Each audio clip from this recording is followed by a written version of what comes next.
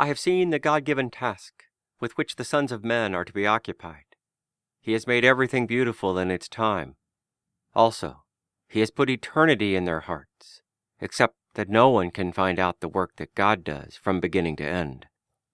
I know that nothing is better for them than to rejoice and to do good in their lives, and also that every man should eat and drink and enjoy the good of all his labor. It is the gift of God.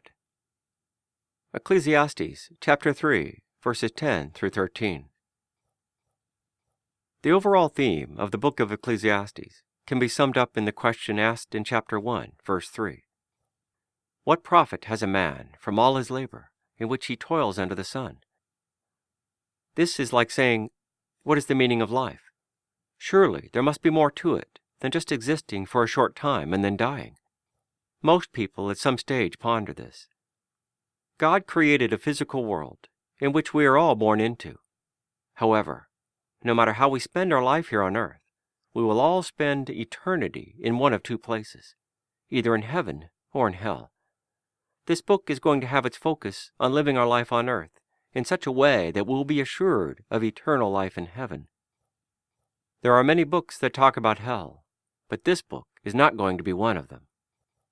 In the opening passage in Ecclesiastes chapter 3, verses 10 through 13, Solomon assures us that each of us has had eternity placed in our hearts by God Himself. This means that we all instinctively know that this life on earth is not all that there is to live. However, many people deny what is naturally in them. They say instead that we are on earth to live our life, and when we die, our existence will cease. This type of person will probably also deny the existence of God. However, most of us realize that there is an existence beyond this life. Therefore, the hereafter should have an impact in what we do here on earth. We should all strive to live a life that will make a positive impact in this world, and that will introduce us to a better life that is to come. Solomon says that we cannot know the works of God from beginning to end.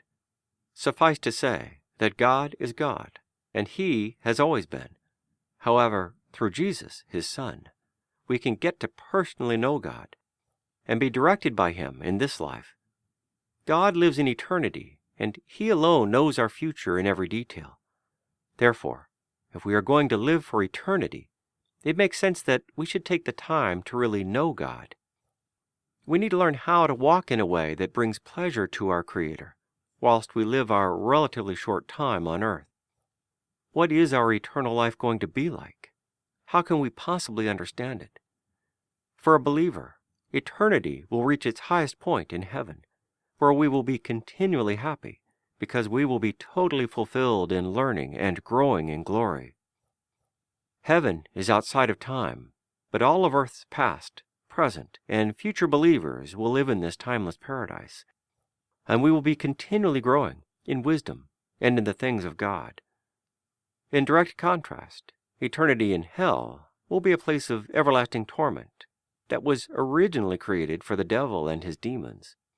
Hell is not a place that any of us would want to go, yet Jesus said in Matthew chapter 7, verse 13, that many people are traveling on the road to destruction. Eternity in heaven is a place where man and God cooperate perfectly.